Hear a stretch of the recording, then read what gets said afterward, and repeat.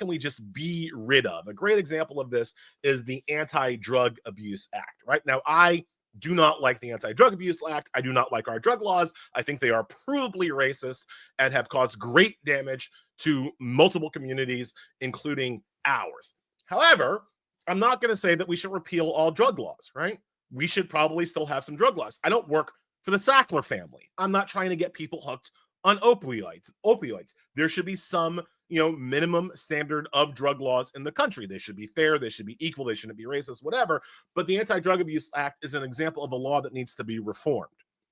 The laws that I wrote about in the book, the 10 that I've picked, were laws that can be struck, just gotten rid of, that don't need to be reformed, that are so evil, so racist, so stupid, so misogynist that we can just be rid of them, right? So that was the first focusing mechanism. And the second was, as I say in the title of the book, these are 10 popular laws that are ruining America. All of the laws that I focus on in the book enjoyed broad bipartisan support when they passed. Now, in a lot of cases, Democrats belatedly are just like, oh, that was a bad idea. We shouldn't have done that. We shouldn't have done the 1994 crime bill. Whoops, that was a huge mistake, right?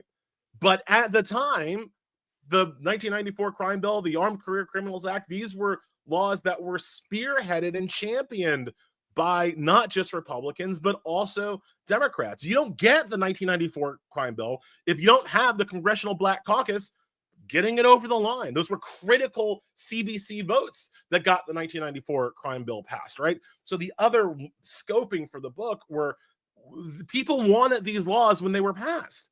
And they're terrible. Let me tell you why. Let me tell you how in real time. I never ask people in the book to just take my word for it. I go and I pull out what the people who wrote or passed the law, what they said the law was intended to do.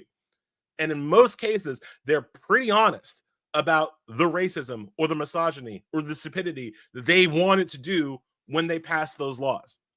And again, in a lot of cases, Democrats have belatedly, come to Jesus and been like, oh, that was a terrible mistake, but the laws still exist. And again, that's the problem with the sledgehammer, right? We pass these terrible laws. We later realize the law was bad, but we don't, when we have the opportunity, take them away. We don't get rid of them. They just linger on so that Republicans, whenever they get an opportunity, can make those laws worse and worse and worse, building on the rotten foundation that these laws laid in the first place.